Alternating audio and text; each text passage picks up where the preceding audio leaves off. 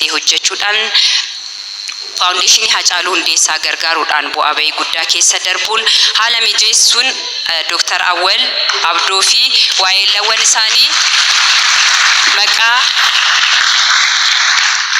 hacee kootiin galatoomaan isaaniin jedha, isinis na galateeffadha.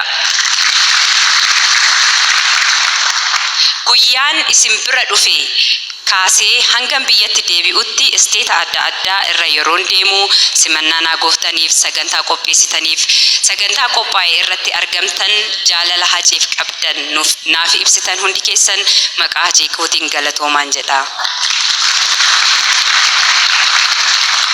Deemsa jilbiibbii kaleessaa daguun dukkanaan gaaga'e dhaabbadheen deema har'as dhaabbata naaf ta'e teessoo ulfina dhaddacha koo quluuf hiraaranarraa guca jireenya kootiiti ati abbaa dhugaa fi karraa si'iin naasona'ee tole milkiin kakoo situ naaf badhaasee wabii jireenya koo galatoomi abbaa wabii galatoomi.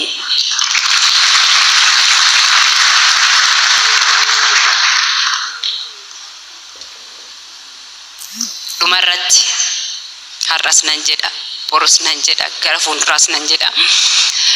Dhugaan hacee koon baane hundi keessan amantii qabdaniin xinnaan guddaan abbootiin hundi keessan akka dhugaan hacee konaa ba'u waaqa naa kadhaan jedha.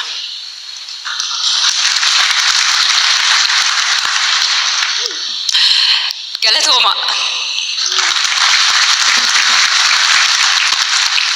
Akka mukoofni immoo abdiin qabaga. Awwaardi isaatti dabarra waan ta'eef yeroo keenya eegnee waan hin jalqabneef dhiifama isin gaafanna. Galatooma.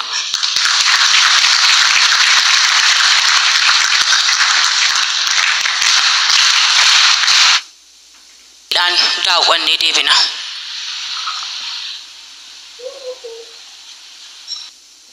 Galatooma, galatooma, galatooma, galatooma, galatooma, galatooma, galatooma, galatooma, galatooma.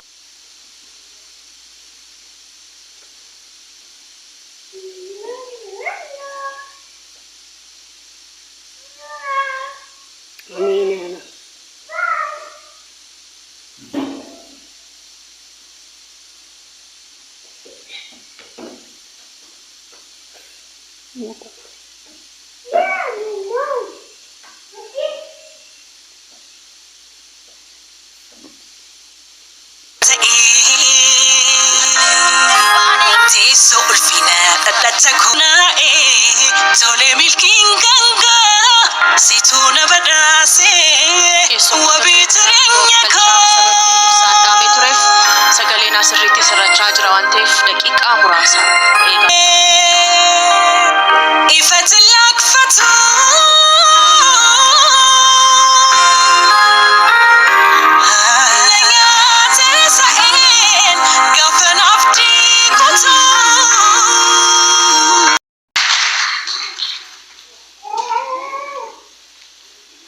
ergaa ishee dhaggeeffannee deebinee jirra.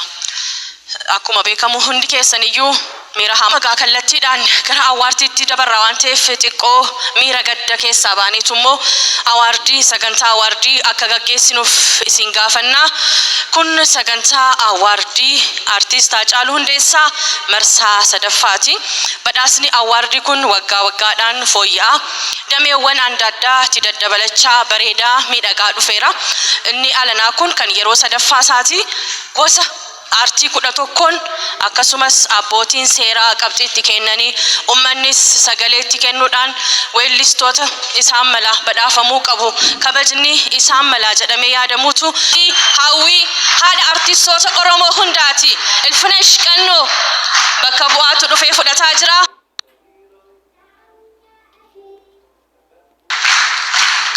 Addatti dabalatee jira. Dhimmamtoota yookaan immoo artistoota Oromoo bara afaan Oromootiin sirfaataa tureetti sirbuudhaan warra haadhaatiif kan bu'uura ka'an artistoota ciccimoo artiidhaaf aarsaa hedduu kaffalanii garuu jireenya isaanii malle jireenya ulfaataa fi tiyaatira afaan Oromoo Daawitii jireenyaa, Oteelloo, Gumaa fi kanneen biroo hedduu hojjetaniiru. Daayireektaradha. Akkasumas immoo diraamaa dheeraa dheebuu irratti piroofeesara ta'uudhaan hojjetanii jiru. Obbo Diimaa Abarraa badhaasa kana akka nuuf kennaniif kabaja guddaan gara waltajjiitti isaan affeerra. Barsiisaa Leenjisaa Tiyaatiraati. Daayireektara ogummaa tiyaatiraa Obbo Diimaa Abarraa.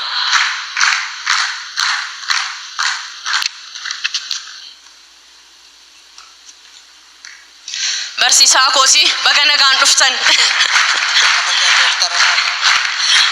Dhiifama guddaa kabaja dooktaraa dagattee tanaan jedhaniiru itti naaguutaa jiran. Badhaasa Life Careetiin eenyutu badhaafama? Mee iskiriinii irraa caqasnee adeebinu. Qoramee miseensa orkeestiraa guddaa biyyattii waardiyyaa mootichaa yookiin kibur zabanyaa keessatti qacarame. Kibur zabanyaa keessattis artistoota gurguddoo akka Dooktara Kabajaa Artist Xilaawun Gassase, Dooktara Kabajaa Artist Alii Birraa, keessumaayyuu weelliftuu giiftii muuziqaa Itoophiyaa kan taate Buzunesh Baqqalaa waliin hojjechuuf carraa argate.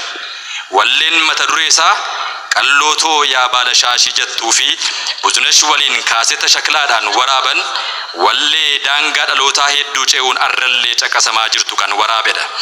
Dhuunfaa isaatiin albamoota shaklaa 3 fi albama kaaseta Jibrii tokko waliigalaan sirboota 38 waraabee dhaggeeffattoota biraan gahee jira. Bara 1983 yeroo mootummaan Dargii kufuu fi orkeestiraan guddaan biyyattii bittinnaa'u weelliftoota hojiin ala ta'anii gataman keessaa tokko ta'e. Haga guyyaa irraattis waardiyyaa ta'uun jireenya isaa kan geggeessaa jirudha. Artistii hangafa abbaa sagalee kiilolee fi barreessaa walaloo fi yeedaloo Gammachuu Ittaanaa mee kabajaa fi ulfina guddaan gara waltajjiitti nuuf simadhaa. Artist Gammachuu Ittaanaa.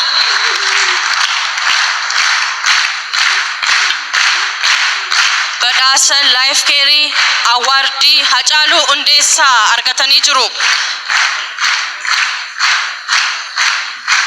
Badhaasni kun namoota deeggaruudha. Namoota aartii keessatti shoora olaanaa qabaniif tumsa maallaqaa taasisuudha.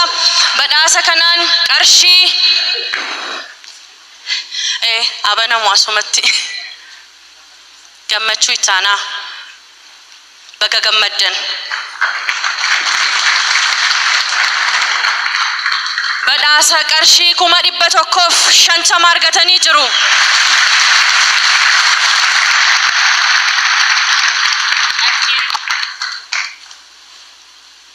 Guddisiisaa ammoo Harargee. Artistoota dhaloota lammaffaa Franqalloo kan bara 1970 keessa gara aartii muuziqaatti dhufan keessaa tokko ta'e. Keessattuu yeroo inni gara addunyaa aartiitti itti dhufe yeroo ogeessonni muuziqaa gurguddoon akka mooticha walaloo Abdii Kobbee fi mootiin qindeessitoota Mulgeetaa Abaatee